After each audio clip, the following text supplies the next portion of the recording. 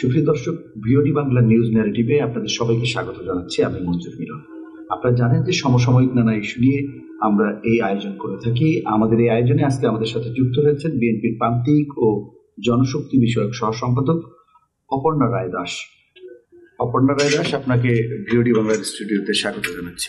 আপনাকেও স্বাগত জানাচ্ছি, ধন্যবাদ জানাচ্ছি মিলন ভাই, আপনি আমাকে আমন্ত্রণ জানানোর জন্য ভিওডিকে। যদি আমরা সরাসরি আলোচনায় চলে যাই, আমরা সমসাময়িক বিষয় নিয়ে আলোচনা করি। এই মুহূর্তে আসলে দেশে দেখলাম যে রাজনৈতিক যে পরিস্থিতি, সেখানে নির্বাচন নিয়ে আসলে ঐক্যমত্যে পৌঁছতে পারেনি বিএনপি, এনসিপি। সেখানে সরকার সময় চাইছে জুন পর্যন্ত, প্রধান উপদেষ্টা বলেছেন। পরিস্থিতিতে আসলে বিএনপি কি, আপনার দল আসলে কি এই জায়গা থেকে সরে আসবে? দাবি ডিসেম্বরের মধ্যে নির্বাচন, এখান থেকে সরে আসবে, তাহলে সংকটটা সমাধান হবে কিভাবে?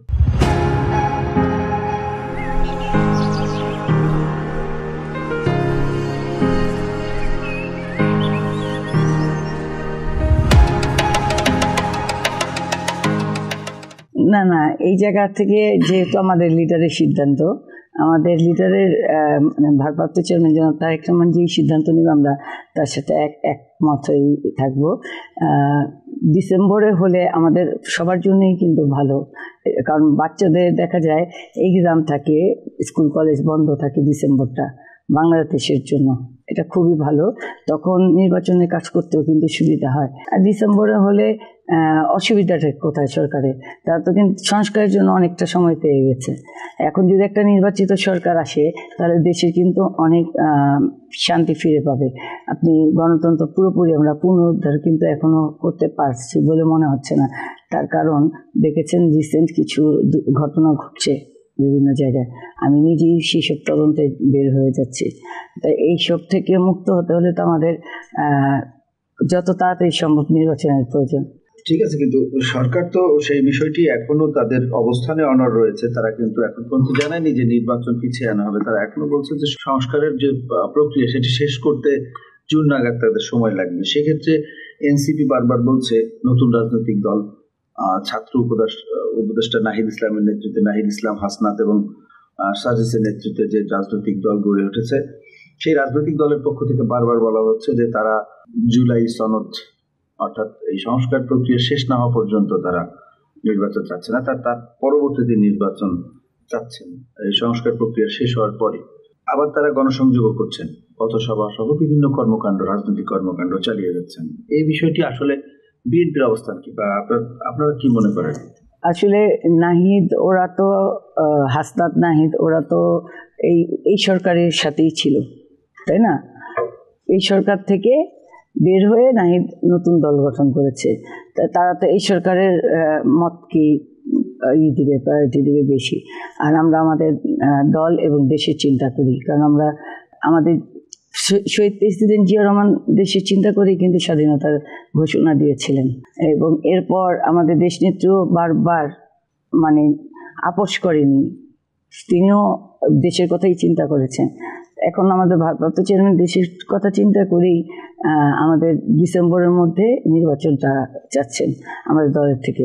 যাই হোক, আসলে বাংলাদেশের রাজনৈতিক পরিস্থিতি এখন যে অবস্থা বিরাজ করছে, এটি আসলেই আমরা মনে করি যে এটি আসলে সমাধান হবে। কেননা এনসিপির সাথে বিএনপির যে একটি মতানৈক্য, মতের অভাব রয়েছে, আমরা আশা করছি যে দেশের গণতন্ত্রের স্বার্থে আগামী দিনে যে নির্বাচন, সেটি হলে হয়তো বাংলাদেশ আবার গণতান্ত্রিক যে ধারা সেটা ফিরে আসবে। আর সেটি ফিরে আসলে হয়তো মানুষের যে অধিকারগুলো আছে, মানুষের প্রতি যে রাজনৈতিক দলগুলো যে প্রতিশ্রুতি দিবে, অর্থাৎ ম্যানিফেস্টো দিবে, সেই ম্যানিফেস্টো অথবা সংস্কার প্রক্রিয়া আমরা যাই বলি, যেভাবে দেখি না কেন, আসলে তো মানুষের ভাগ্য উন্নয়নের জন্য সবকিছু, মানবাধিকার সুরক্ষার জন্য সবকিছু, যেটি আমরা বিগত দিনে দেখিনি। যে গত 16 বছরে মানবাধিকার ছিল না, সেখানে আয়নাঘর করে সেখানে গুম খুনের একটা অভিযোগ আমরা দেখেছি, আন্তর্জাতিক মিডিয়াগুলোতে আমরা সেগুলো প্রকাশ হতে দেখেছি।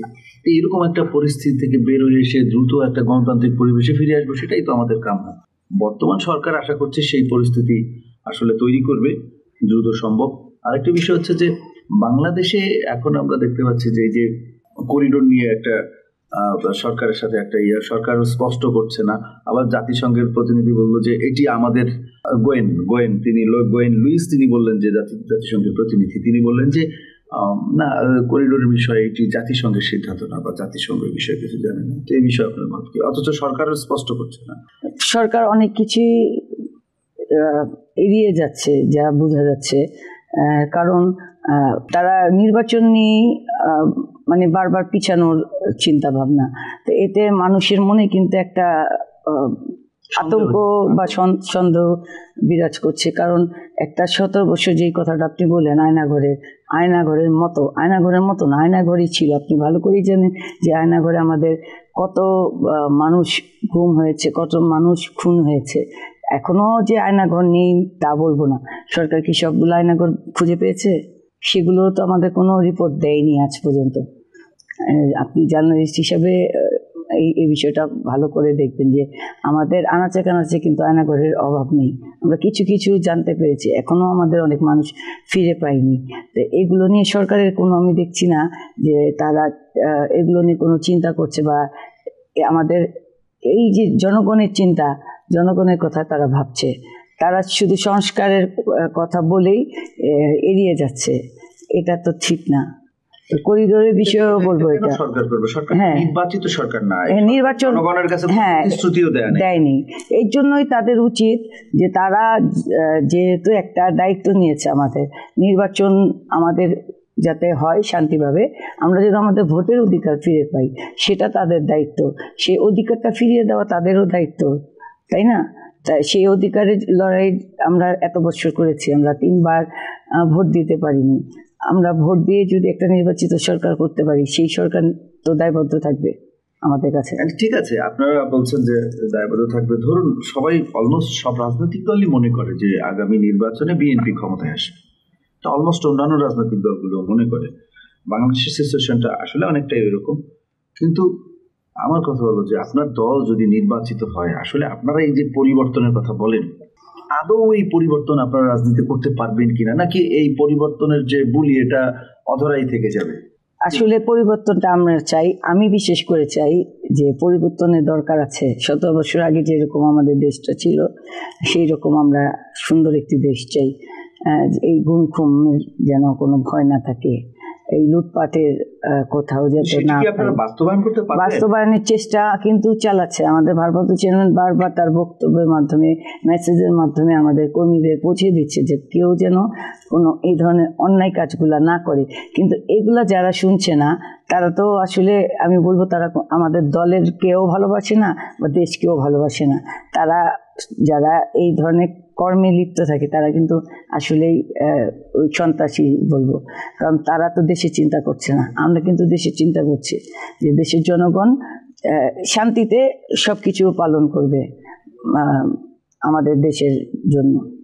সেক্ষেত্রে আসলে জিয়াউর রহমানের যে নেতৃত্ব ছিল, জিয়াউর রহমানের সেই সততা, নির্মোহ নির্লোভ যে রাজনৈতিক দর্শন, এবং তার যে প্রশাসনিক যে কঠোরতা এবং তার যে পরিচ্ছন্নতা, আমরা দেখেছি প্রশাসনের, তিনি রাত জেগেও প্রশাসনিক কাজ করেছেন। এমনকি এমনও হয়েছে যে তিনি বিভিন্ন সমাবেশে সরকারি খরচ একটা লিমিটের মধ্যে করে দিতেন, চা বিস্কিট এরকম। এগুলো অনেকের আলোচনায় আমরা শুনেছি যারা সেই সময় সহচর ছিল।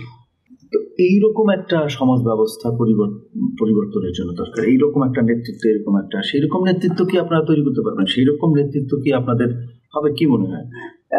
এই জিনিসটা, জিয়াউর রহমান আমার আদর্শ, আমার লিডার।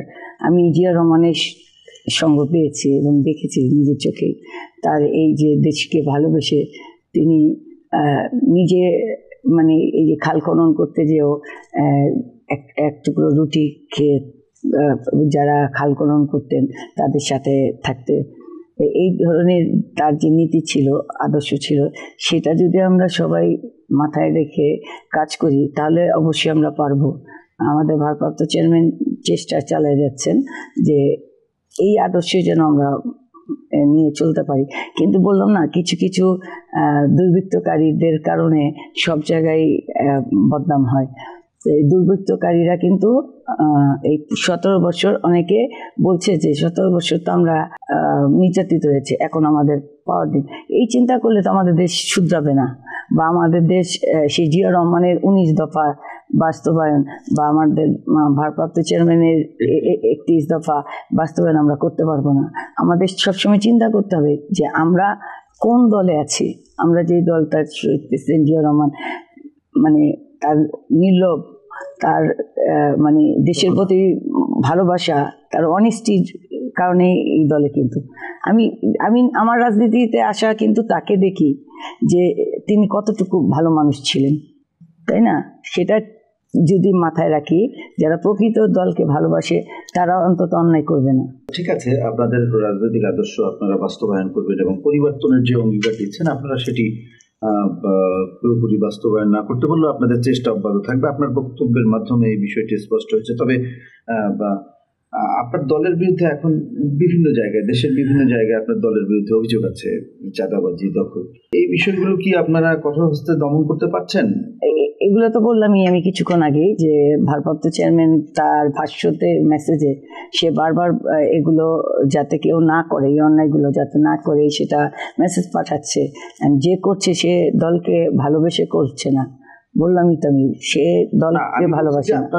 আমরা দলের থেকে আমরা কিছু কিছু মনে হয় আমাদের, আপনারা জানেন যে যাদের এগুলা ধরা গিয়েছে তাদের বহিষ্কার করা হয়েছে দল থেকে, দল থেকে সেই অ্যাকশনটা নেওয়া হয়েছে। পুরোপুরি হয়তো করা হয়নি, কিছু কিছু কিন্তু জায়গায় করা হয়েছে। আর আরেকটা বিষয় বলবো যে এই যে পরিবর্তনের কথা বললেন না, 17 বছর যারা প্রশাসনে ছিলেন, যে আপনি জিয়াউর রহমানের প্রশাসনের দক্ষতার কথা বলতেন, তিনি রাজ্যকে সেগুলা খেয়াল রাখতেন। এই 17 বছর যারা প্রশাসনে ছিল তারা একজন তো পালিয়ে গেছে, তাই না? তাদের দোসররা সবাই আছে দেশে, এবং যারা আজকে প্রশাসনে আছে তাদের কিন্তু পরিবর্তন করা হয় না, হয়তো এই জায়গা থেকে বদলি করে তাকে আরেক জায়গায় নেওয়া হয়েছে। এরাই কিন্তু ঘুরে ফিরে আছে। আপনি এদের মনের ভিতর থেকে সেই দুর্বৃত্ত ভাবটা আপনি কিভাবে সরাবেন? 17 বছরের অভ্যাস তাদের আমি বিভিন্ন জায়গায় দেখেছি, বিভিন্ন থানাগুলায়, তারপর বিভিন্ন এসপি, এদের মনোভাব কিন্তু সেই আগের মতোই হয়ে গেছে। হয়তো 5ই আগস্টের পট পরিবর্তনের পর তারা 2-3 মাস একটু চুপচাপ ছিল, কিন্তু তারপর দেখা যাচ্ছে আগের মতোই। এটা এই অন্তর্বর্তীকালীন সরকার এই দিকটা মনে হয় একটু কম দেখছে, না হলে এত মানে ইদানিং বিভিন্ন জায়গায় বিভিন্ন কিন্তু ঘটনা ঘটছে যেটা বিগত দিনে ঘটতো। এই ঘটনাগুলোকে যদি আমরা এগুলা খেয়াল রাখি তাহলে তারও হবে। সরকার দরকার, ওই জন্য তো নির্বাচিত সরকারের বিকল্প কিছু নেই। আসলে আমরা আলোচনার শেষ পর্যায়ে, শেষ করার আগে আপনার কাছে অল্প ছোট করে বলবেন যে আসলে এই সরকারের কাছে আপনার প্রত্যাশা কি? আসলে এই সরকারের কাছে আমার প্রত্যাশা যত তাড়াতাড়ি সম্ভব আমাদের নির্বাচন তিনি দিয়ে আমাদের ভোটের অধিকার ফিরে দিবেন। আমরা সেই প্রত্যাশাই করি। আমরা ভোটের অধিকার ফিরে পেলেই আমরা একটি গণতান্ত্রিক সরকার গঠন করতে পারবো, নির্বাচিত সরকার গঠন করতে পারবো, যে সরকার আমাদের জনগণের দায়ভার নেবে। আর আপনি যে দলের রাজনৈতিক আদর্শে বিশ্বাস করেন, সেই আদর্শের যারা নেতৃত্বে রয়েছেন তারা নীতি নির্ধারক রয়েছে, নীতি নির্ধারকদের কাছে আপনার থাকে না পরামর্শ, যে এই ভালো ভালো পরামর্শ, 2-3টা পরামর্শ, যে পরামর্শ যেটা আপনার কাছে মনে হয় যে এটা হলে রাষ্ট্রটা বা দেশটা বা দলটা একটা ভালো অবস্থায় পৌঁছাতে পারবে, এরকম 1-2টা পরামর্শ থাকলে বলবেন। পরামর্শের মধ্যে তো প্রথম, দলের ভেতরে যেটা আপনি চাচ্ছেন যে এইটা থাকুক সেটা নাই। হ্যাঁ, যেমন আমাদের দলের নীতি নির্ধারক যারা বয়োজ্যেষ্ঠ আছেন তারা অবশ্যই আমাদের অনেক কিছু চিন্তা করেন, তাদের মতামতগুলো নিয়ে আমরা যদি পরবর্তী সিদ্ধান্তগুলো দেই, বা আমাদের নীতি নির্ধারকের কাছে আমার দাবি থাকবে যে যেসব জায়গায় অকারেন্সগুলো ঘটছে, আমাদের দলীয় ছেলেপেলে যারা উচ্ছৃঙ্খল, বলবো তারা উচ্ছৃঙ্খল করছে দলের বদনামের জন্য, সেই সব ছেলেদের দৃষ্টান্তমূলক শাস্তি দাবি করছে আমি আমার যারা আছেন বয়োজ্যেষ্ঠ অভিভাবকরা।